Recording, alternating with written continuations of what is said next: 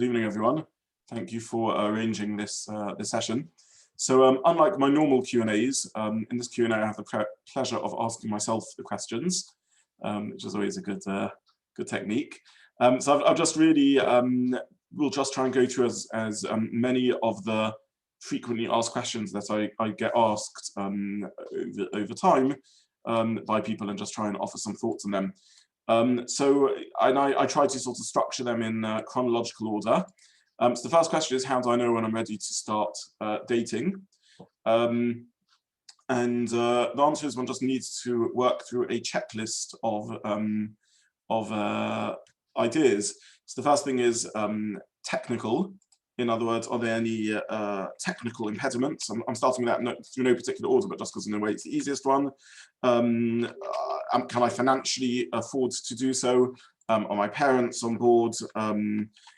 And so on and so forth. So if you feel ready in every other respect to get married, but there's simply no money available or your parents on board, then there's no general rule to be said about that. That needs a personal conversation with a mentor or a Rav. But the first thing one needs to ask oneself is, are there any technical things that are holding me back from getting married? Like I just wouldn't be able to afford to live afterwards, or my parents are opposed to it, or something like that. Second thing to get in order to allow oneself to start dating is whether I know myself. Do I yet know myself somewhat? By which I mean, do I have a reasonable picture of what sort of life I want to live, what sort of home I want, what sort of hashkafa I want? No one needs to be the complete article and needs to know exactly about themselves, but you need to have an approximate idea of what your hashkafa is, what sort of home you want, where you want to end up living. If you've got absolutely no idea where you want to end up living, then you can't go out and get married because you've got no idea. If you know that you're genuinely relaxed and you really don't care where you live, then that's fine. But if you don't know yourself to some basic level, then again, one can't get married. You don't have to know yourself completely, but you have to have an approximate sense of where you are in order to allow you to start dating, to know approximately what your hashkafa is and what you want to do with your life. You also have to be ready emotionally, meaning to say that you've done the things you needed to do as a bachelor or a bacha, as a single individual. So if you have ambitions of singlehood that you haven't yet achieved, and they're going to weigh on your mind seriously, then again, you shouldn't really start dating. This could be something specific, like you've always wanted to tour Africa, or it could be something more general, that you're just enjoying too much the bochrische life of being able to hang out late on a Thursday and schmooze with your friends. If you've still got these things and you haven't sort of finished your bochrische years, your bachelor years, then again, you're not really ready to start dating. And finally, and perhaps most importantly, you have to be ready to take on the commitment of marriage. The essence of marriage is the commitment for someone else's happiness. There's a tremendous act of love and trust in getting married, because you are saying to the young lady that you marry, and she is saying to you, here's my happiness, it's now in your hands, and you can crush it, or you can build it. Chazal already say, anyone who marries a wife is taking on themselves an oil al savam, they're taking a yoke, a burden. Marriage is a burden. Marriage is wonderful, it's lovely, it's fantastic, it's the most amazing thing in the world, but it's a burden, it's heavy, it's a responsibility. You've got the responsibility for someone else in your life, to look after her, to care for her, to treasure her, to build her, to support her, to be there for her emotionally, in time, in energy, and spiritually. To take on the commitment of running a home is a massive commitment, and the responsibility of a wife and a family, and therefore you have to be ready to take on that commitment. So that's how you know whether you are ready to start dating. Technically, are there any impediments? Do I know myself? Emotionally, have I done what I need to do? Have I ticked the boxes I need to tick? And am I ready to take on the commitment? So it's simple. What to look for when one is looking for a marriage spouse? That's the next question that's asked, which maybe I'll come on to that a little bit later. We can do it now already. What sort of things should be on my list that I'm looking for? That's really stage 2. So the first thing is, as I said, one needs to just think technically. I'm starting off with the easiest things. If I have particular technical requirements, I need to make sure that that they're on my list. If I know for sure I will never live in Israel, then you need to make sure that you are going out with someone who will be happy to end up living in England. If I know for sure I want to live in Israel, then you need to make sure that you're going to end up with someone who wants to live in Israel. So these are the superficial things. But then you really need to try and think, what sort of person are you?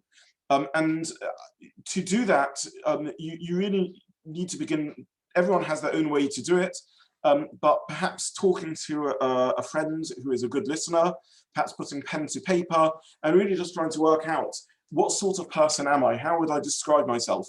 And sometimes that will involve producing something quite lengthy and trimming it down, but you really want to get down to about 3 lines that describe what you are, and about 3 lines that describe what you are looking for, in terms of hashkafa, in terms of lifestyle, in terms of a person that you think you will fit in well with. It's obviously, to a degree, a learning curve, but think about what's important to you in the different homes you've seen over the years. What style of home do you want? What sort of atmosphere do you want? What style of person do you want? These are the sort of questions you need to ask yourselves. On a practical level, it's worth getting both these responses down to 3 lines, because you'll want to produce a piece of paper that summarizes you, that you can give to people and, in a sense, be your CV. So producing a CV that summarizes who your references are, and summarizes what you're looking for is anyway a practical thing to do. So therefore, thinking about how to summarize yourself in 3 lines is a good thing. I want here to speak about what the core of what you should really be thinking about is. Obviously, you want a girl who you're just going to enjoy their company and you'll be able to be friends with. Obviously, that's important and central to marriage. But you also want to look for someone who can run the family home with you, can run a home together. Marriage is a partnership of a shared life. You want someone who, just technically, it's like running a small business that you can be a good partner with to just technically run your home and make the joint decisions. You want someone who has understanding of what a home is, that appreciates what a family is. Obviously, you want someone where there's a chemistry, where there's an attraction. You want someone where there's a mutual respect. You don't need to understand everything about, if she's doing a degree in marine biology, you don't have to understand everything about marine biology. She doesn't have to understand everything about your fascination with Mona Vuchim or with Chaim Brisker. But she has to be able to respect you. There has to be enough of an understanding that you can respect what the other one is doing. It's often said, and this is true, you're not marrying a chavusa, but you need to marry someone whose conversation you can enjoy and who can have enough of appreciation of shared understanding. You need to marry someone who is attractive to you. And here we come to a very, very important point and the myth of attraction. We'll speak later in a few minutes about inquiries and what one should do in inquiries. But there are things which are so subjective that they're really very difficult to deal with in inquiries. And attraction and beauty are examples of those. Beauty is really in the eye of the beholder. We live in the West where we are exposed far too much, obviously, to imagery and stereotypes about what beauty is.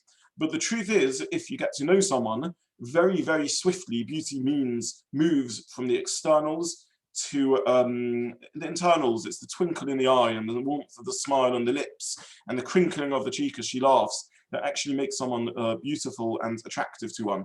So I would suggest that since these things are really very, very subjective, this is actually a level of inquiry about to which little stress should be given.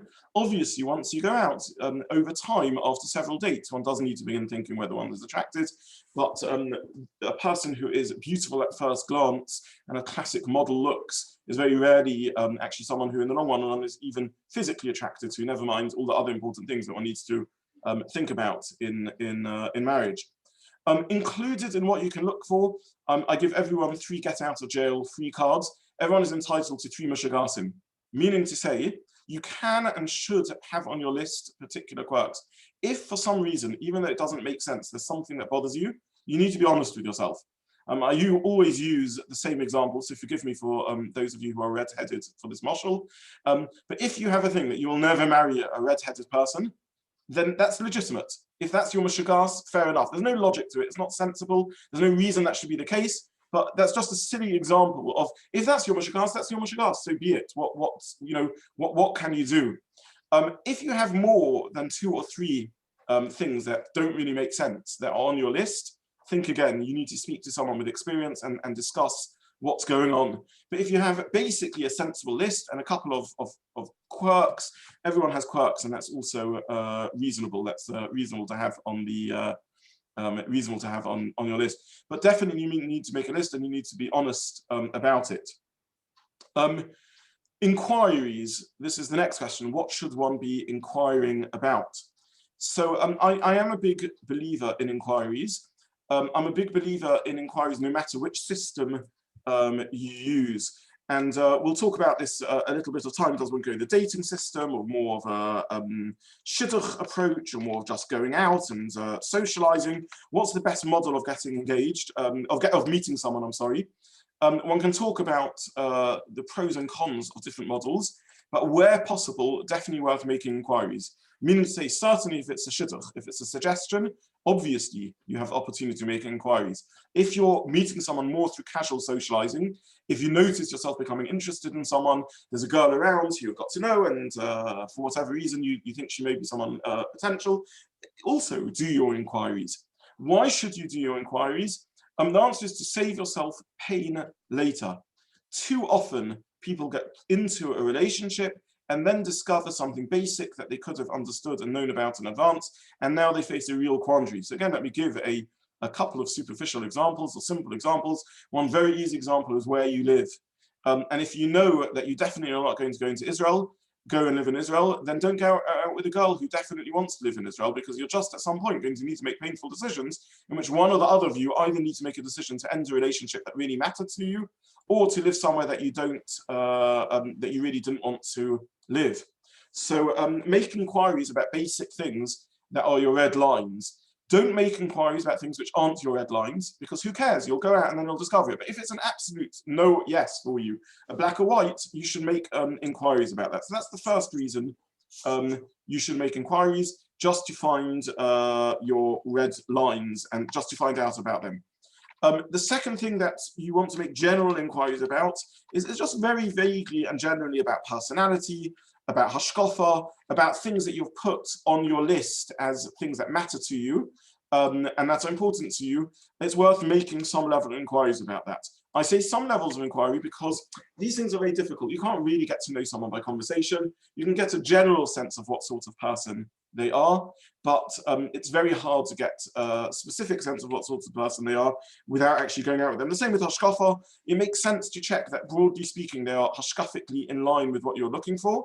Because again, why go out with someone who's a completely different hashkafa to yourself and end up emotionally attached to someone where there's going to be major tensions in life that follows about working out where you each belong and what you're looking for. So why go out with someone who there's a massive hashkafic divide, but the nuance of hashkafa of exactly where she is, again, it's just not possible to find out by inquiry. So general hashkafa inquiries, general personality inquiries. This is also useful, by the way, for triage. So if more than one suggestion comes in at a time, do very broad, vague levels of inquiry just to decide who you're going to prioritize, then put away the one that you're not prioritizing and just invest your energies in one. You can't double date, you can't emotionally go out with two people at the same time, you can't consider two people at the same time. The only way really to go out well is by just thinking about one person. So do triage, work out which one you're going to look into first, and then look into them. Don't waste too much time on stuff which is subjective and too nuanced to really work out by inquiries, such as very detailed analysis of personality, very detailed analysis of hashkafa, or too much inquiries about physical appearance. Again, these things are so subjective. And I want to emphasize this point because I appreciate I'm talking to people who have thought long and hard about these issues, and you're all clearly, if you're attending this, Shidduchim are important to you, dating is important to you. I don't want to play the experience card ever, other than in this one case, and I can't emphasize it enough. Personality, external appearance, these are things that you need to go out for to judge. It's not about a classic textbook, you know, who's stunningly beautiful or who's got the most amazing personality. People are too different in this respect. And if you think about your friends and the people you know, the truth of the matter is that it's about the person that connects. This isn't some from mussashmoos about, you know, look deep into the eyes and think about the person, not their external appearance. It's genuinely speaking a truth about how people operate and work. You also, and this is the most sensitive thing I'm going to say, you also need to do inquiries to discover if there are family background issues that you should know about. And I say this is sensitive because this always gets everyone upset. You know, yichus, and why should I care about family backgrounds, and what does it matter if something's gone on in the family? Similarly, health, both physical and mental, people always get upset at the idea that inquiries should be done by this. So I want to emphasize this point. This is not a suggestion that a particular family background, Baal Teshuvah, ger, divorce, should be a reason to say yes or no to a shidduch suggestion. It's simply that if you're going to go out with someone, and you can go in informed about the family background, it avoids needing to process it afterwards or feeling betrayed. Similarly, when it comes to health, this is not saying that one should only go out with someone who has perfect health, either physical or mental. We are all aware of the fact that every human on earth has challenges.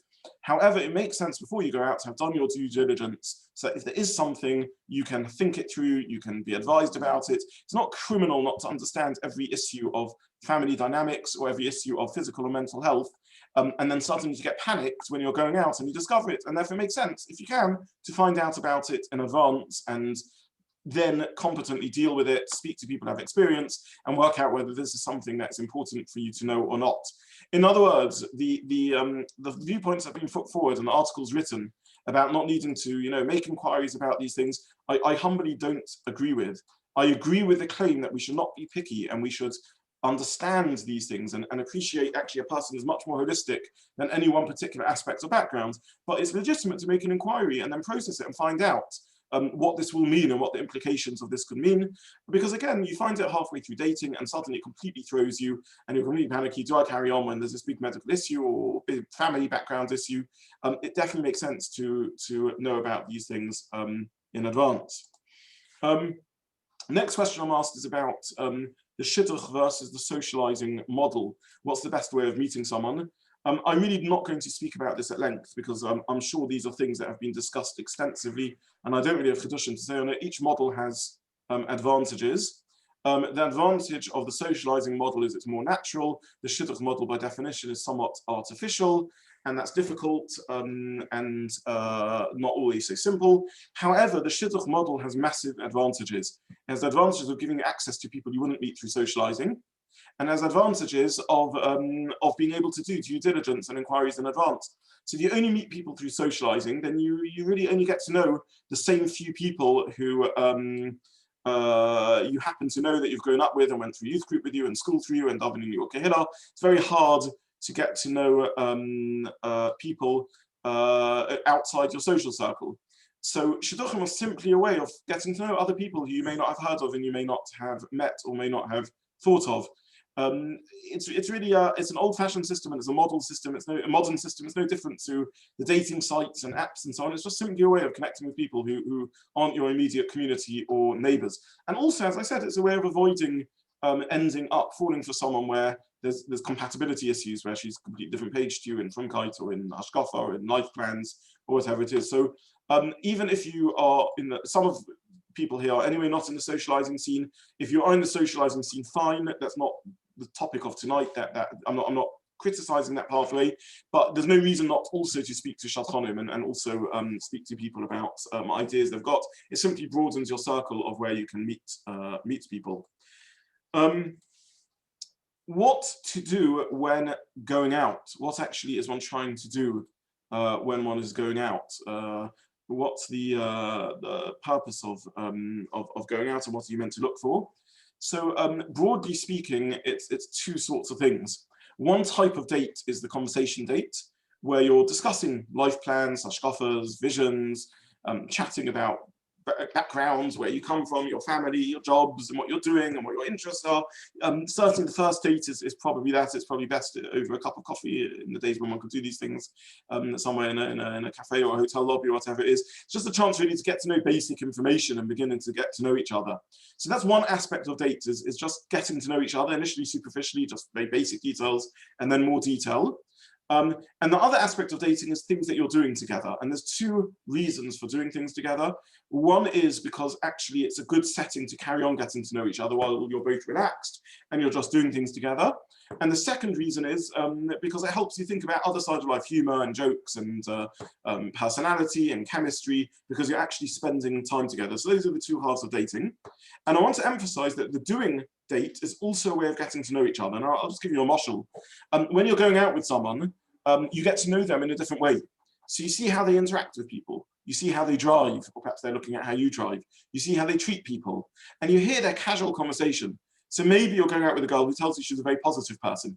But when you actually go out with her and you're schmoozing, not in the date where you're sitting over a cup of coffee, where you're doing things, you may notice that what she's talking about, she's telling you how work is terrible because all her colleagues are annoying. She's poking fun at everyone who you're seeing. So I'm just giving an exaggerated example of how people often may tell you something about themselves, and they're not. I'm not saying they're lying or being dishonest. That may be how they perceive themselves, but you actually see what they're like in real life, and they're completely different. You see what they're casually mentioning when they're not thinking, when it's not a serious, focused conversation. They're talking about younger siblings nicely. They're talking about with love about cousins. They're dealing with people. They're just, maybe even winding down from the day because they went to meet you straight from work. So just thinking about what sort of person they really are in actual real life is what this type of dating is. By the way, they're doing the same to you, and therefore being considerate is important. Let them know what time you're going to pick them up and make sure you get there on time. Let them know what you're planning to do. So if they need a warm coat, they're not going to sit there shivering the whole way through. Let them know footwear. If it's going to be a muddy date, then let them know that you're going for a walk in the forest and it's going to be muddy and they need to wear trainers and they shouldn't come in their nicest clothing. Be considerate if it's straight from work, bring some food with so that they have a chance to eat. So just, they will be looking at you in the same way as you're looking at them, and hopefully presenting your best face and best side of yourself. So this is what to do when going out. How do you know when you're ready to get engaged, when you're ready to propose? So this is a very good question. And again, I want to answer it fairly simply, which is you're ready to get engaged when you are reasonably sure there is no intellectual problem with getting engaged, and when you are reasonably sure there is no chemistry or personality or attraction problem with getting engaged, and there are positives that are drawing you to each other. So let me just unpick that and explain what I mean. When you go out, there's an intellectual aspect, which is, do we have the same sort of life plan? Are we on the same page in terms of what we want to do? And then there's the deeper questions. Do we respect each other and what we're doing? Do I trust her? Do I think she's a good person?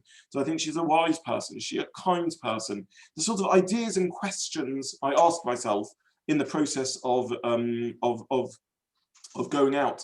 Can I talk to her and feel that she understands me and that I understand her? As I said, we don't need to be chavrusas, but we need to be able to engage in conversation and respect and understanding. Do I think she'll be a good mother?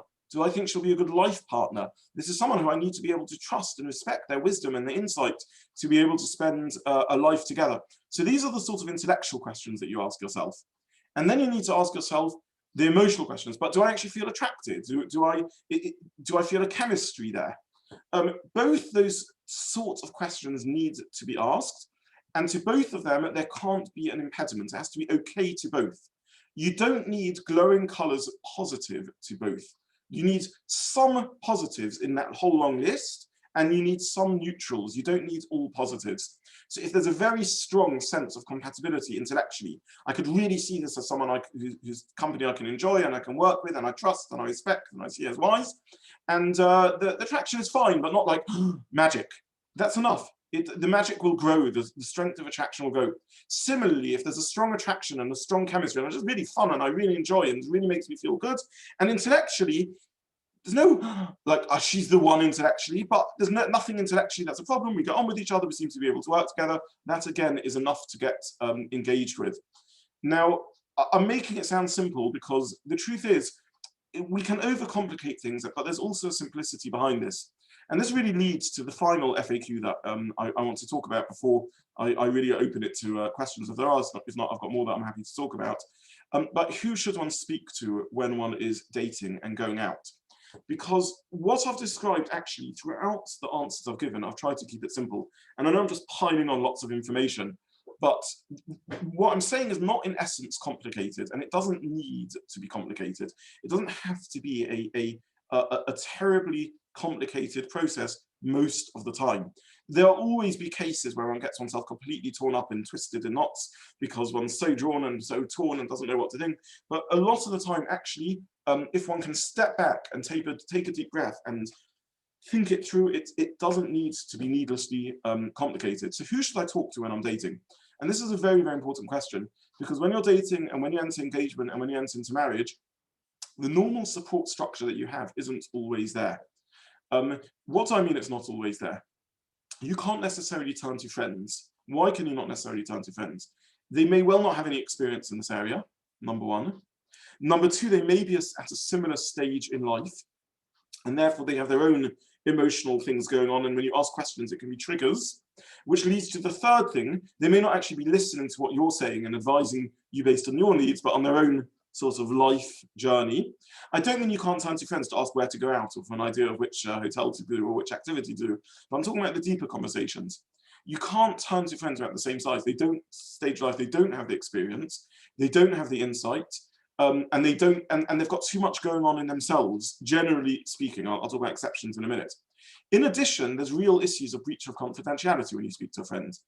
There's a breach of confidentiality because the essence of going out is that you're being very honest with someone and you're making yourself vulnerable, you're bearing your soul to them, and they are doing the same to you, and it's not appropriate, therefore, to share information with someone in a sense where it's not a professional relationship.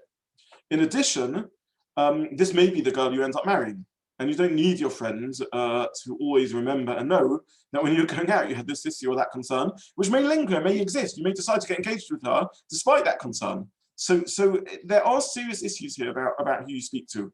It's not that healthy to speak to people at a similar stage where they're going through a similar process. So you need someone to help you process things. And I'm going to argue that there's two sorts of people you should turn to. One is someone who is a great listener in your life. That can be an older sibling, it can be a parent, it can be a family, a friend, but someone who's older, who's already several years into marriage, and therefore not directly engaged in the same stage. And you have to choose someone who's a listener, who will give you the support to help you hear yourself. You're not turning to them for a particular piece of advice. You're simply turning to them to help you process what you're thinking. Being a good listener is a massive skill. It means they demonstrate interest, they let you speak and don't interject, and they ask questions that help you hear yourself better. So you mean to say X, Y, Z, or are you saying there's open questions to sort of help you hear yourself better? So try and choose someone, an aunt, an uncle, someone a bit removed that can be an active listener. They're a bit removed, they're a bit older, and they're sort of one step back. Parents obviously love you and care about you more than anyone else in the world and know you more than anyone else in the world. But sometimes it can be fantastic speaking to parents, sometimes it can be very difficult because they love you so much that it's hard for them to step back and just give you the space to process your own thinking. In addition to the listener, who is the sort of person that you're regularly speaking to and processing with, and it's very nice, as I say, if it can be your parents, but that's not always possible, also turn to a mentor. So a mentor is someone who's a professional, whether a Rav, a Rebbitzin, a therapist, someone who is a professional in the field, who therefore you can speak to more openly because there's a professional confidentiality. By definition, they don't love you as much as your parents. They don't love you as much as your siblings, your uncle, aunts, your good friends. They're removed, but because they're removed, that allows them just to be someone that you can bounce ideas and thoughts off. And there, perhaps, hopefully, they can offer advice. People who aren't professionals in the field really can only offer minimal advice because they just don't know many marriages. They know their own marriage and their own experiences, and all credit to them. Any person who's been married for several years and has a healthy marriage deserves enormous respect, but they don't know other people's marriages necessarily, and in general, therefore, it can be difficult to offer advice. So this is another challenging stage of the going out process that you don't quite have your normal support group to turn to because as I said, there are issues around confidentiality and issues around the ability of people at a similar stage to advise. It is so common when people turn to people at a similar stage to advise to end up making comparisons, and this isn't always so healthy, because someone who's at a similar stage and going through similar sorts of experiences, they're too caught up in the process. So you can't really turn to friends in the base easily to discuss dating, and it can often be a breach of confidentiality with the person you're going out with. It's just not fair. You're both sharing with each other very openly. It's not fair that it should be shared in that way. So I've done a lot of speaking now. I've got a few more FAQs saved up, and there's a couple of texts that have come through.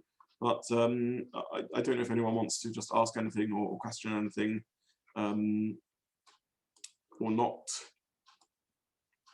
I've been asked here in the chat about maximum recommended age gap between a guy and the potential girl. And why do girls generally get married younger than guys? So in terms of the age gap, I can't really answer that. It's very general. If it's a few years, that's really not an issue. If it's many years, you might want to think about it, because why is there that gap? Are there enough commonalities? Are there enough shared experiences? Is this gap going to be a challenge? So I don't want to actually give a number to this, because it's very case specific. But if it's more than a handful of years, you should probably seek advice from someone with experience about that. Why do girls get married younger than boys? There's lots of reasons, including probably actually that girls mature a little younger. But one shouldn't really be closed to a shidduch with a girl who's older than one either. There's not really a reason to do that. I've never really seen it as a logical step to take. Again, if there's more than a several years gap, you would want to think about it. But that would be either way around, whether it's boy to girl or girl to boy, that there's that gap. But if she's somewhat older than you, who cares? I don't really know why that's a massive factor. I was asked about seeing photos before going out with someone. I don't have strong feelings either way about this. There's pros and cons, and different people feel differently about this. I'm somewhat, part of the reason I'm sort of lukewarm about it is because I don't take it particularly seriously. Photos don't really capture the essence of what someone is. They're very difficult to see what someone really looks like. And as I already explained, like, so much of beauty is when you get to know someone and you see the twinkle in their eyes and smile on their lips. I can't emphasize enough what a mistake it is to talk about, to over focus on externals of what does this one look like, and what number is she, and how many marks does she get. It's just not. It doesn't work like that in real life, and it comes from a misunderstanding about what attraction is. And again, I want to emphasize this is not a frum schmooze against taking attraction seriously. It's really important.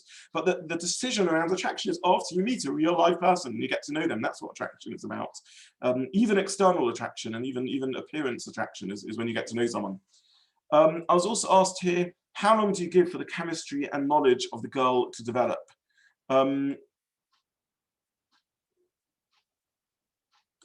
Okay, so this is a very, very difficult question. How long do you keep on pushing, and at what point do you sort of give up and say there's no, the chemistry isn't developing?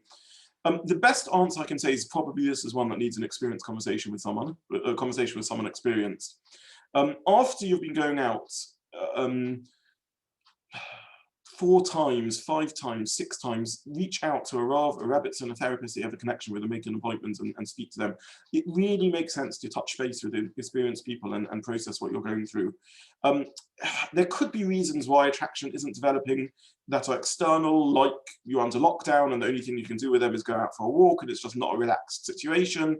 It could be there's genuinely not an attraction there, and that's what you're picking up. It could be you're very nervous and stressed, and therefore that's holding you back. You really want to have a conversation with someone experienced who can help you think about what's going on and why it is that attraction isn't developing. It's a pity to carry on going out if there's not going to be attraction, and it's a pity to stop if it could develop. So I can only say it's experience, because there's so many different things that could be going on, and speak to someone experienced about that.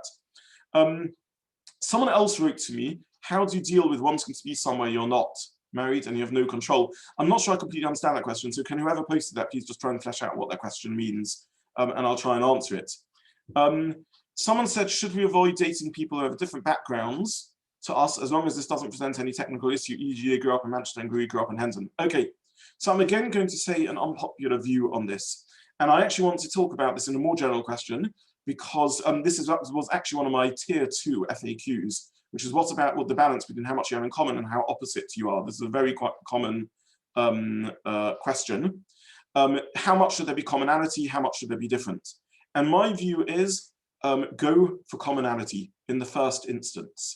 Certainly if you're starting off dating, for the first suggestions you look at, and we're doing the triage we're speaking about, go for someone local. Why not go for someone local? It makes life easier, there's less logistical issues, that you understand their backgrounds, you know what they mean when they refer to schools and shuls, and you've had shared experience. It absolutely makes sense right at the beginning to go for commonality. Obviously, if suggestions don't come up where there's more of a shared background, then you go to the less shared backgrounds. Obviously, if you've been dating for a while, you can look at less of a shared background. But initially, when you're starting off dating, go for more of a shared background. It just makes life easier. Again, there's so many cultural divides between even London and Manchester and England and abroad. It just makes things more complicated. Why have that extra complication when this is your first few dates and the world is in front of you? You know, these are the first suggestions. It makes sense triage-wise. Look, the commonality is really the cement that binds in a marriage. It's the things that you share that is the cement that bind. It's the differences, which is the opposites attract, which is the exotic and the difference. Always go for the things which will be the real glue, and don't get seduced by that which is superficially exotic. Because again, as you get to know someone, it's not the exotic that's really important. It's getting to know them and appreciating the quality of person they are and going to love and be inspired by and attracted to a quality of individual. So the differences will come out.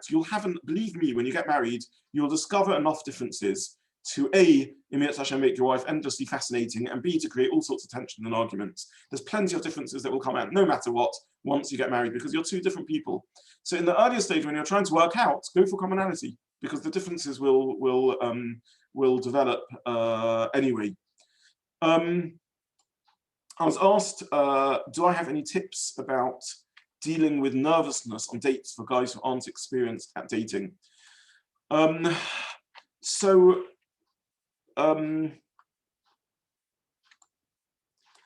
getting lots of questions here, so I'm just trying to keep on top of them, make sure I don't miss any of them. If you've posted a question and I don't get back to it, repost it after a bit of time, just so I don't miss it. Okay, nervousness on dates for guys who aren't used to dating. It's a very, very good question. If you go out and the first time you go out, you're somewhat nervous and somewhat inhibited and don't put your best face forward, that is perfectly normal and natural. Everyone is nervous and you both understand that about each other, and there's nothing wrong with that. If you find yourself consistently very tense and very nervous, then again, probably it should be a personal conversation, because one would want to explore why are you feeling so nervous and what it is that's holding you back. So again, I would say to the anonymous people who are texting me, please feel free and able to reach out to myself or to another Rav or Rebbitzin or someone you have a connection with to discuss these issues. Nervousness can be an issue in dating because it can make it very hard to feel feelings if you're overly anxious. Similarly, if in general you are a very anxious person, and very indecisive, it may be worth having a chat with an experienced person after a few dates. If you're the sort of person that stands in the supermarket looking at the 40 brands of toothpaste and it's a 3-hour investigation to work out which one is best as you try and get your head around which one is recommended by more dentists in the UK and which one is used by more dentists in the UK and why there's a difference, and which one has more fluoride and which one has more chlorine and whatever else. Obviously, a dentist, some here in the audience.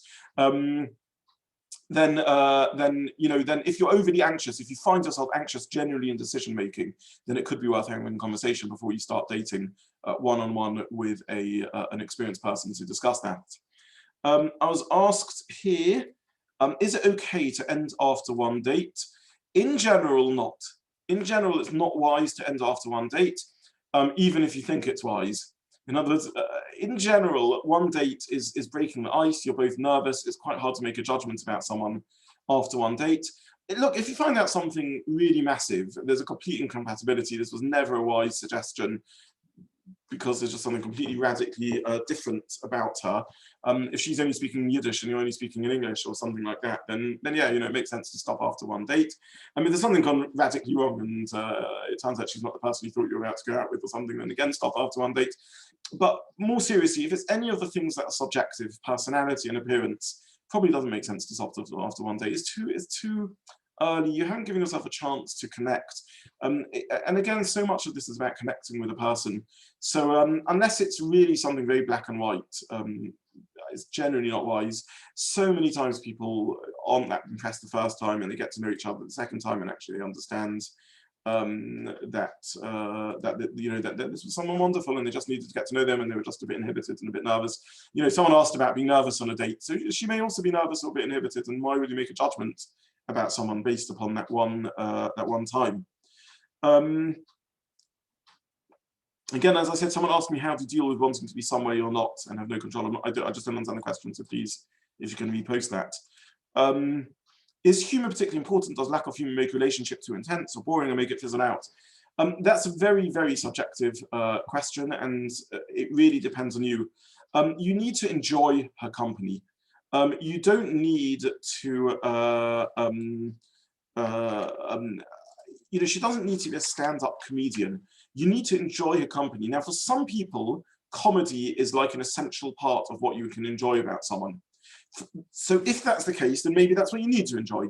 Similarly, in some relationships, the default relationship is so tense or heavy that you need humor to lighten it, in which case, again, humor is important.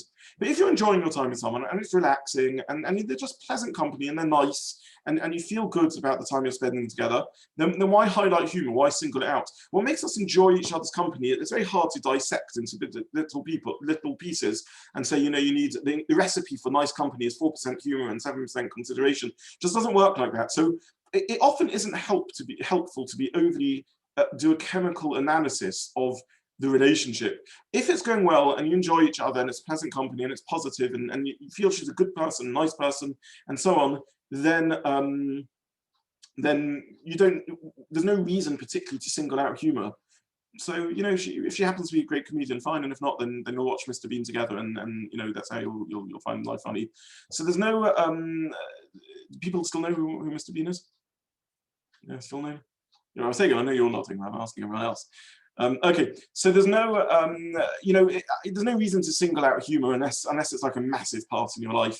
Studies show, by the way, it's very well known, about 80% of people rate themselves as having better than average sense of humor.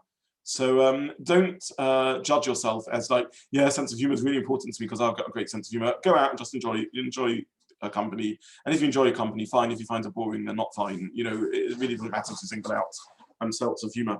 Okay, someone else asked here, how should minor medical things play a part?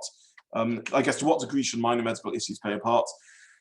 I can't say, and I'm not going to give a swift answer to that question. And again, I know that there's articles out there that say they don't matter. It really is case by case, and it can't be answered directly. It needs to be looked at in conversation. You first need to understand the medical condition. What is it? Then you need to understand, after you've understood the medical condition, what are the implications? How much is this going to affect your life together? Once you've understood that and you can work out how much it's going to affect your life together, then you can make a decision about whether it should be a factor. There's nothing trace about worrying about this, thinking about this, and making inquiries. Just because someone has ignorance about a particular issue doesn't mean that they're not going to be a great life partner. So if you are the person who has a minor medical issue in your life, if you're the person who has a background that's a little more complicated and someone is worried about it or makes an inquiry, that isn't an insult to you. It simply means they've never had that experience and they've never learned it. That's not a sort of an evidence of a persona in the person. I'll tell you the truth. I grew up with a Down syndrome sister. Her yahrzeit actually is coming up this Friday. We're very close and she was a fantastic person. I remember over the years, different people making insensitive comments about Down syndrome, people not understanding because it is a genetic condition, whether it's genetic or not, people making inquiries about this. None of that is criminal, just because people happen not to understand this particular issue and therefore making an inquiry about it. That doesn't mean they're a judgmental person, it simply means they want to understand how this could affect them, and that's completely legitimate. So I want to say two things. If you are the person who has the minor medical issue, the slightly complicated family background, answer questions that are asked about it openly, give them information and inquiries. There's no reason to be hurt. They'll do their inquiries and then they'll make a decision about whether this is something that bothers them or not, and that's legitimate. Similarly, if you're going to go out with someone and there's some health issue there or family background issue that's complicated, process it, make inquiries, work it out, and then make a decision. That's not judgmental. That's simply trying to educate yourself so you can understand how this will impact you. And it's wholly legitimate to say, you know what, this impacts me in a way that bothers me, and therefore this is a concern for me. Does that mean the shidduch should be vetoed? No. You need to look holistically at the whole person and ask yourself, overall, will this person make me potentially a wonderful wife and life partner? But why should it not be a factor in the decision-making process? It only goes wrong when people are stupid about it. It goes wrong when someone is judgmental about it, or it goes wrong when someone takes one particular issue and that becomes the be-all. I will never go out with someone who has this problem or that problem or this background or that background, because that's taking one feature and making out of it a religion, making out of it everything that matters. But if it's part of your decision-making process, why on earth should it not be part of your decision-making process? How much does one need to think about parts of your personality that get less expression in the environment of the date? So it's not light or funny or serious, but a part of what you are like. So this is a very, very important question. Look, the dating experience is artificial, and particularly at the moment with Corona, where it's so limited, you definitely want to think in the dating process of how to spend different sorts of time together, so that you're having a holistic experience and you're seeing each other holistically. But there's no way in the dating process to make it completely natural. She'll never just see how you are when you're in the Beis Medrash, or when you're hanging out with friends, or when you're in different sorts of environments, or when you're in the in a different setting. There isn't a way to really get to know someone completely. Now, it is true that that is somewhat of an advantage for the alternative model, the natural socializing model, but the natural socializing model has different disadvantages. For some people, hashkafit, they're not comfortable with it. For other people, it just doesn't give you access to a large enough range of potential life partners. And to be honest, in the social setting, it's also artificial. It's true in the social setting, they're seeing you in a certain sort of real setting, because they're just seeing you in a relaxed setting, but in a social setting, we wear a different sort of mask, and we're in a different sort of mode, and we're not the same in the social setting as we are with our family or with friends when we're not in party mode or socializing mode, or as we are at work. There's always masks that we wear in life. So I don't think there's really a way to completely rid oneself of creating a completely natural scene that avoids any artificiality about it. So yes, you want to try and create as much of an environment as possible to see what someone is like and to show to her what you're like, but beyond that, there's probably limitations. Now, if that's the case, how can one ever get married? Because surely there will always be things that you don't know about each other. You won't know ever what she's like in a crisis. You will never know what sort of mother she will make. And that's very true. What you're really looking for when you're going out is trust. Is this someone who has the qualities that you can trust in a partner? If you see they have the qualities, then hopefully when you get to new situations, you'll be able to deal with it together. And that's why I said you are looking at, this is someone you're going to run a small business with, you're going to be running the home with. You want to see if this is someone that you think has insight and wisdom and makes you look at the world differently. I don't mean that they're able to tell you a shtickle Torah on a piece of Gemara, though they may be able to. I mean that you are talking to someone who has a wisdom and an insight into life. And sometimes that can be really hard for us men to hear. To hear ideas and thoughts that are put together, not in the confrontational modes of the Beis Medrash or jury or the parliament. Men work well with a sort of adversarial approach to arriving at the truth. I try to knock you out, you try to knock me out, we argue, we counter-argue, and then eventually we arrive at a conclusion. I don't mean that sort of way of listening. In trying to hear what she says in terms of the insight it gives one and the chochmas noshim, the wisdom that's there. So hopefully, if you do that, you will have enough of an understanding that you can trust each other, even though you have, by definition, you haven't seen each other in every possible situation. Many more questions coming in here. Can I expand on how hashkafa should play a role in Shidduchim, Yeshivish, Modern Orthodox, etc.? Yes, so very, very important question. All of us here in this room have different hashkafa, but the hashkafa is going to affect how you live your life. It's going to affect which choices you make about the balance you have between work and learning and mitzvahs and halacha, which sort of posek you use, which sort of shul you daven in, which sort of kehillah you align yourself to, which sort of school you send your kids to. So you have to check that you're on reasonably the same page hashkafically, or it could end up very painful. And again, years after people get married, these things unfortunately come to my desk and all Rabbanim's desks, where a couple perhaps are married for several years and they have a child and they're now trying to make a decision about which school to send to, and they simply want something different for their diamonds, for their precious jewels that they have. This is so painful because they both want the best for their children, but you're asking them to sacrifice that which is best for them, for their children in their eyes, but they mean something different by what's best. So this is really difficult. This is really painful to sacrifice something that's so valuable to you. So, and it's a pity because this probably could have been resolved when they were going out and check that they're on the same or reasonably similar hashkafic page. So hashkafa is very important because it's going to affect everything else in your life. I have to tell you also that if you're going to live in Israel, it is much more important to check that you are very similar hashkafically to if you're going to live in England. If you're going to live in England, the truth is there's a very wide range of hashkafas, of people that end up in similar sorts of shuls and similar sorts of schools. So I don't know Manchester or other areas well enough, but in London, there's a very wide range of hashkafas that will anyway agree to send to Hasbro Secondary School and anyway going to end up, there's a large overlap between most of the Hendon shuls, and people can pretty much, to a degree, be members of all of the Hendon shuls. There aren't big differences. There's a Venn diagram in which, but you know, a lot of overlap between these things. In England, one can often work these things out. In Israel, because the demographics are so large and so many Jews there, Baruch Hashem, and people are so split up into different communities, and there's lots of very on-off divides. Which make big decisions. Which moshav do you live in? Which city do you live in? If you're on the border between Haredim and Modern Orthodox world, do you send to the army or don't you send to the army? Israel makes things very, very black and white. And the truth is, in England, a sort of liberal Haredi person could probably marry a very from Modern Orthodox person, and how much of a difference is there really between the two hashkafas? Not a massive amount. In Israel, though, there's this sort of dividing line that just cuts through army or not army, yeshiva system or whole education. So if you're planning to go to Israel, you need to be much, much more conscious about what your hashkafa really is and what hashkafa really is and how you're going to live and which sort of community you're going to end up in. In England, it's also important, but you can leave it somewhere in the fuzzy middle, and that's okay. No one should just leave it in the fuzzy middle of I'm normal from, because everyone thinks they're normal from. So that's certainly not. Obviously, one needs to unpick it more than that.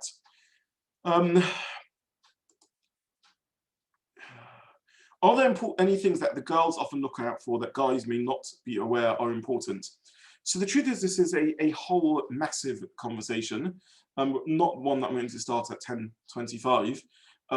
I would appeal to every person who gets engaged, please come and speak to me or to someone else, another competent Rav.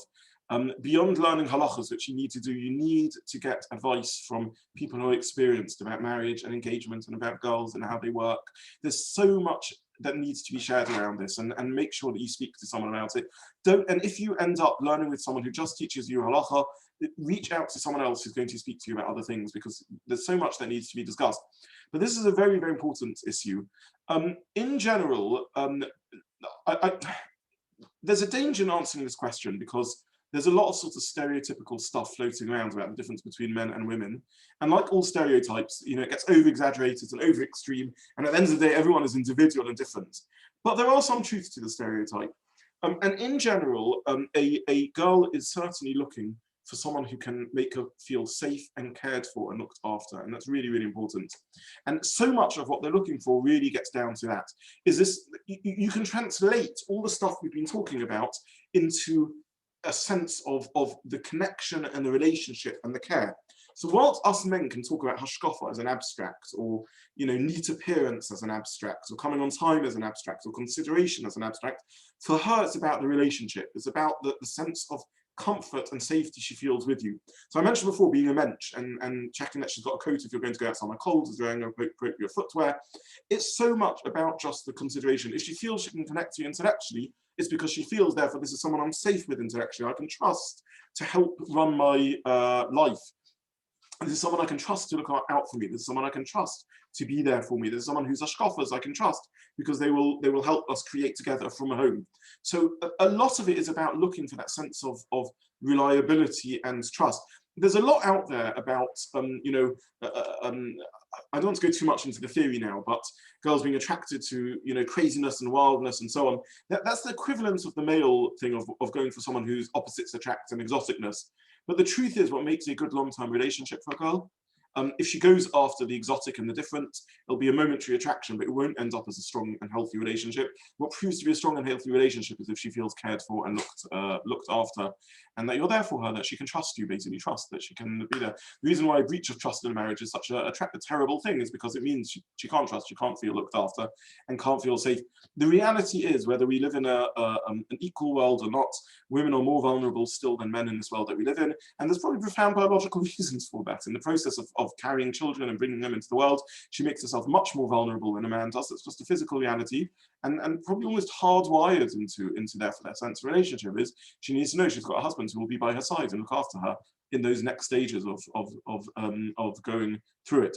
So that's a sort of abstract answer. On the very practical level, the things that girls look out for, guys may not be aware of importance: menschlichkeit, consideration, coming on time, letting her know what's happening, looking neat and put together, being reliable, being solid, being trustworthy. If you're going to be late, letting her know, and listening, really. The biggest chesed we can do for people in life is listening and letting people speak. You've been doing that chesed for me fantastically for the last hour. But listening to people and being there for them and giving them time when they need time. These are really important things. And again, just listening. Us men, so much of the time we interrupt each other. At the moment now you're all muted, so that's great, but so much of the time, think of conversations, watch male conversations, people interrupt, and someone says a story, and that reminds you in your mind of the story that happened with you, and you say, oh yeah, that reminds, and then we're one-upmanship, right? I've got a better story than that. And then not only is it not the same story as they said, but it reminds you 3 stages later of something they said. And these are classic male-female conversations. She says something that sends a trigger in your mind, you're 8 stages later, and then you hear her voice saying, so what do you think about that? And you're now in panic, like, what do I think about what? What on earth were we talking about? What's the discussion? And was I meant to agree or disagree with this? And what was I meant to think? These are absolutely the classics of relationships, marriage, and dating. So actually, dating, it starts there. Really making an effort to listen and think. What things don't matter to her? To be quite honest, as sticky as it is to do a nice proposal and spend 15 hours working out the most creative way to propose, I'm not having a dig at that if that's what you want to do, but of no real importance in the greater scheme of things. I'm sorry to come across as really boring. What should be considered before dating a balas teshuvah? Okay, so I'll answer this as part of a general answer, and then again give my response. You probably should talk it through with someone directly. In general, just think about all the things we've been discussing up to now. Shared and commonality of backgrounds is a factor. Someone who's grown up in somewhat of a similar sort of home to oneself and been on a similar sort of journey is probably helpful. So certainly for the first couple of dates, first few girls you go out with, I already said, if you're a Londoner, probably easier to go out with a Londoner. If you're a modern Orthodox guy who moved to the right, go out with a girl who grew up somewhat modern Orthodox and moved to the right. If you're a Haredi guy who moved to the left, go out with a girl who's been on a similar sort of journey. Shared common experiences probably make life easier. And therefore, probably if an FFB, less shared common experience with the balas teshuvah, probably that's a triage rule in terms of the first people that you go out with. If you've been going out more and you're already sort of triaged and gone out with obvious people, and you're now looking at difference, whether this is a girl from Manchester or a girl from a different sort of background, then what I said is less relevant, because you're no longer just going for the very similar backgrounds, you're broadening your horizons. But then you want to check for where she's up to now. She brings probably as a balas teshuvah great strengths. FFBs are notoriously complacent. We take things for granted. We lack an energy and inspiration, and often the freshness and excitement and so on brings a great positivity. This is a remarkable and incredible person, someone who's made a change in their lives in an amazing way to change what they're doing. This is clearly an incredible and wonderful human being, and therefore that's a massive plus. That's an enormous thing. On the other hand, you want to check whether she's stable. Has she arrived? How long has she been from for? What does she know about running a from home? There'll be gaps in knowledge that maybe a girl who's grown up from will have about, just what to do with little children and how to help them with their Chumash homework and how to sing Hamalach to them when they go to bed, and all the things that a mother who perhaps has seen this in her own home may have. But counter that with what she's done to herself and to her life, and how she's grown and changed. So the answer is, like everyone else on planet Earth, she has some pluses and some minuses, and therefore probably needs to be looked at on a case-by-case basis. That's once you are sort of more significantly into dating, and once you've already got a bit of experience. When we're talking about triage, when you begin dating, as I said, probably go out with someone with more of a common background, and therefore, if you're an FFP, probably don't go out with a Baal Tshuva. How much of an issue should social media be? I'm not quite sure what that means, unless the question is, if you have a sort of different view about social media, so she uses social media and you don't, or the other way around, how much of an issue should that be? Again, it really depends on you. If for you this is a big deal, then it should be a big issue. For you it's not a big deal, then it doesn't need to be a big issue. There are reasons why social media is a good thing and reasons why it's not a good thing. And if for your life and the life you choose to adopt, let's say you want a home where social media isn't going to be present, then don't go out with someone who uses social media, because she is going to have it present in her life. So it really depends on your hashkafa. Again, if the questioner wants to post more details about the question, please do so. But as the question stands, I'm not quite sure what to say more than that. Can I expand on? No, I did that. Please, can I discuss the roadmap or process of dating, different stages of getting to know each other and working things out? And here there's another question here, also a really good question I'm just going through. Okay. Can I discuss the roadmap and process of dating? I can in general terms, but it's obviously somewhat specific. So stage one of dating is really just getting to know basic backgrounds and where they're coming from, what they've been doing, what their family setup is, basic information. Stage two, and I think roughly a parallel should be kept between the coffee type dating and the spending time together dating. But I don't mean by that overly pedantically, so that if you have one date of one, you need one date of another. You probably want to check over, 4 dates that they're roughly equal. So, you don't want to head 4-0 one way or another, probably at the beginning. You'd want it 2 each, or maybe 3-1. You want to keep some sort of proportionality because of the parallelism in the 2 ways that you're doing this. So first stage is getting to know each other, just the basic facts. A second stage is probably getting into life vision a bit more. So plans, directions, hashkafas, and so on, because these are important and also easier to do more superficially. But then you get to the deeper stages, which is really about a sense of connection. So you actually want to know what sort of person she is, how she views the world, positivity. Some people need positivity, they need to go out with someone positive. Some people are notoriously cynical, and if they don't go out with someone who's a little bit cynical, they just don't want that over positivity. Looking at calmness, looking at their vision of life, at what they do, midas, chesed, anger, care and compassion. What are they people that build you or destroy you? Do they make you feel good about yourself?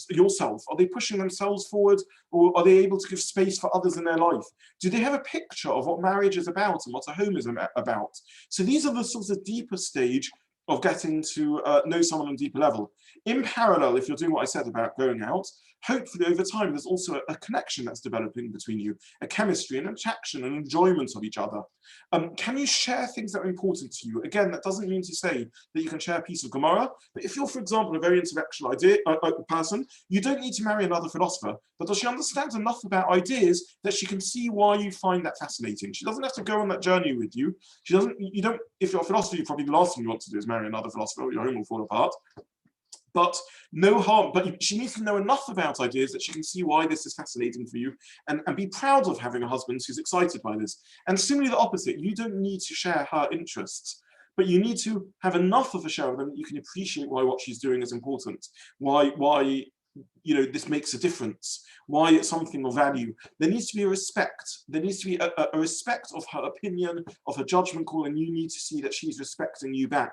That there's a trust there, that you're not sneering at her and just seeing her as stupid or inferior or idiotic. Again, it doesn't mean that she has to pass the same IQ test as you can. There has to be that you see a wisdom there and an insight that you can respect. So if that's happening in parallel, that you've got to know the basics of each other, you've got to know the deeper qualities of personality, you've assured yourself that this is someone who knows what it means to build someone else, it's someone who has the basics of midas and chesed and companionship, someone who has a picture of a home, and you respect each other and enjoy each other, and that it's an enjoyable experience going out, then that's the end of the roadmap of dating. That's the final stage. So again, I want to emphasize, it doesn't need to be rocket science. Some people overcomplicate things in life, some people undercomplicate things in life. And probably to help me process that, it's worth talking about, again, talking this through after a few dates with someone. Are there expectations that guys often have that are in fact unreasonable? It's very hard to generalize because everyone is different. I sometimes find expectations around around what we were talking about before, a way of arguing. People find it hard to hear a woman's voice, and if she isn't able to argue with a cut and thrust of adversarial logic, then they don't see the girl as a clever person. And it takes work to learn to hear what she's saying and to learn to respect and understand her insight, because she hasn't been through a yeshiva system. She has, whether this is nature or nurture is another discussion, but the fact is she hasn't been through a culture which sort of generates this sort of cut and thrust. If you think about a boy's education, from banter and Hasmo in school through to yeshiva, it's this constant parrying of cut and thrust and arguing and debating and forming logic in a certain way. She simply hasn't had these experiences and probably therefore is not going to excel in those things. So sometimes there's stuff around that when people are unable to hear that. Sometimes people think when they're going out, or married even, that one's wife or fiance or color need to have an uncritical admiration of one. Now this is a big problem because we all have our flaws, and what's the poor girl meant to do? How can she not notice your flaws? I mean, she's not an idiot, and if she is, then you shouldn't get married to her. So, she notices your flaws, and then what can you do? So uncritical adultation is maybe something that people sometimes look for. Other factors that are unreasonable, I think I've mentioned them. I'm very, very concerned about the over-focus on a certain type of superficial appearance. And I want to emphasize this point again. I meet two sorts of people. Some people don't think that external appearance matters. It does. It absolutely does. You need to be attracted to her. She needs to be attractive and beautiful in your eyes. But the mistake people make is to jump from that to thinking, therefore, I should only go out with a model. A model is not the only sort of beautiful person there is. Models are beautiful. They make great for advertisements, and film stars. And there's a lot of studies around this. But actually, they don't make for what's beautiful when you're actually relating to someone and connecting to someone.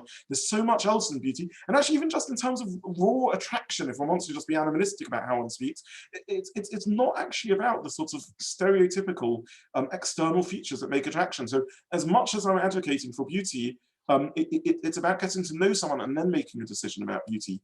You don't need to think on an objective level, as measured by whatever statistics the fashion industry use, she's the most beautiful person in the world. She has to be someone who you find attractive. And that's not, so again, I think that's quite a significant area of unreasonable expectation around that. And then there was one more point I wanted to mention about unreasonable expectations. Yes, thinking that she can make you feel good about yourself and compliment your weaknesses. Never happens. Never. Many a bachelor or bocher think that once they get married, they'll always get up on time for shachris because they'll be too embarrassed to oversleep in front of their wives. Never, if that's what you feel more than 2 weeks into marriage. Of course, you shouldn't feel embarrassed in front of your wife. She can't fix up your flaws. We all have underconfidences. and we expect our wives to reassure us and build us. It can't work like that. Underconfidence can only be worked on by oneself. You know what? A reassurance about something we're underconfident about is like a quick fix with the drug. You know, it gives you temporary relief and then it goes away. If you feel underconfident about something, you'll get reassurance after reassurance after reassurance. It'll give you 10 seconds of relief, and then you'll need the compliment again and again and again. She can't fix up your inner problems. If you feel empty in your life and you feel you don't have achievement, or you just feel spiritually void, or unengaged with life, or you feel low and marginally depressed and so on, she can't help you with these things. You need to fix yourself up. You need to get the support that you need. So I think that's the other form of unreasonable expectation, that somehow she can make you feel good about yourself. If you mean by that she's positive, she listens, you leave the meeting feeling happy and so on, of course that's what you should be looking for. But if you mean anything more profound in terms of changing yourself, I think that's probably an unreasonable expectation. Maybe I'll just say, if you have any urgent questions, please post them, but otherwise I think we should try and draw this a little bit to a close. There are a couple more things that people asked. Yeah, if you are dating or desperately want to be married and aren't yet married, how do you cope in the meantime? This is a very, very good question. It actually leads me on to something else I wanted to mention, which is I spoke about how do you know when you're ready to get married, or start dating rather. Once you know that you're ready to start dating, I would encourage people to start dating. Don't delay and don't schlep, because you never know how things will move forward. And it's difficult. Once you're ready, it is difficult being single. The best suggestion I have is just try and fill your time with things which are positive. So take what you enjoy and just fill your time. You know, countryside, nature, books, learning, time with friends. Just try and fill yourself with something meaningful. That's number one. Number two, really, really important, volunteer. If you're a big extrovert, volunteer for, you know, Camp Simcha, Camp Kef, become a magic, do whatever it is. If you're not, then just tutor someone. There are very, very important reasons why doing this is helpful. Part of the frustration of not being married is one doesn't have an outlet. One isn't able to give. One doesn't feel one has a sense of purpose and a sense of worth. Giving and chesed gives you all that. First of all, it's just useful. It helps the community. There are many kids out there that desperately could do with an older brother, or could get helped in school with having someone doing the Aleph Beis with them, or the maths homework, or the English homework, or the geography homework. Tutor, volunteer, give. You know, people need these things, and it really makes a difference to people's lives, and it's tremendously self-building for yourself. It gives you a sense of purpose, gives you a sense of that which is worthwhile, and builds one's own, ticks a lot of the boxes actually one probably is looking for in marriage, and it actually probably makes you in future a better father and better husband by so doing. So the best answer I have, I'm afraid, is fill your time. Fill your time with the things that you enjoy, and spare time that you have beyond that, or even time within that, volunteer. And try and volunteer in an area that will let you interact with people and will use your mind. So there's no harm in packing boxes for gifts. That's also a good thing, and will also help actually in this. Everything helps, but also try and volunteer in areas that are more specific to that. Okay, I was asked here about dating someone who was divorced, disengaged, or very nearly engaged. I'm going to leave that question on hold, and again, it probably needs speaking to. And then the question about dating, maybe this will be the last question I take. Okay, there's two questions, so I'll take these last questions. One is about the role of a shadchan, and then the second one is about fitting into God's family. Okay, so I'll take these last two questions, and then I won't take any more. The role of a shadchan in dating. So a shadchan has 2 or 3 roles. First of all, they're the one that suggests the date. Go to shadchanim and take advantage of the suggestions they give. Introduce yourself to shadchanim, get to know them. It's a good resource and a good way of getting to know people. There are other ways of getting to know people. There's Shidduch initiatives that are taking place a lot of the time. Watch this space, watch out for stuff that's being launched and take advantage of them. That's one role of a shadchan, is to introduce you to the person you can go out with. The second role of the shadchan can be a go-between. Now, a go-between can be useful. It can be useful just technically to arrange where to meet, and it can be useful for, as it were, delivering messages that are, uncomfortable or not so easy to share, and giving feedback to. I'm a little bit skeptical about using a shadchan beyond 2 or 3 dates. And the truth is, certainly someone who's an experienced dater maybe doesn't even need to use the shidduchim for a first date. So much gets lost in translation. Why not just speak directly to each other? You're both mature, adults, hopefully. Just feedback to each other and deal with it. So I'm not sure that a shidduchim has a huge role to play as a broker after the first few times of going out. The first few times going out maybe just keeps life simple and avoids having contact with someone that the relationship may really go nowhere at all. The third thing that shidduchim can be used for is advice, and here it's a bit of a double-edged sword. There are good shidduchim and there are weaker shidduchim, and some shidduchim really don't give good advice or have a desperation to make the shidduch work, and therefore end up sort of giving advice that's trying to push you to make it go ahead. It's almost human that once you've suggested a shidduch, you want it to work. And that almost by definition makes it quite hard to be neutral. So almost by a shidduchim, whether professional or amateur, so if it's an aunt who suggested someone, a Rav who suggested someone, a Rebbe who suggested someone, or a professional shidduchim, whichever one it is, almost by definition, they're dreaming a dream. That's what it means to make a suggestion. It's I can see the fantasy of the future ahead of me and the two of you together, and I'm pretty sure you could be happy with that. So it makes it very hard once you've dreamt that dream to lose that dream, and therefore I would generally say use the shidduchim for what a shidduchim is meant to do, but then if you need to talk through and get advice about whether to carry on or not, go and speak to therapist, Rav, Rebbe, and someone with experience in the field who isn't the shidduchim. How much consideration should one give to how one will fit into the girl's family? What if there's a concern that despite being suited to the girl, you may be less than an ideal fit for the broader family?